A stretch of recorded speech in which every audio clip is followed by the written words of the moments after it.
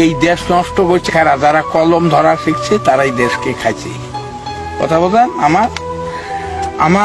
আমি পল্লী কবিতে বানাইছি, আমার কবিতে তো কেউ শুনবে না, কারণ আমরা গরিব মানুষ, গরিব মানুষের কোনো দাম নাই।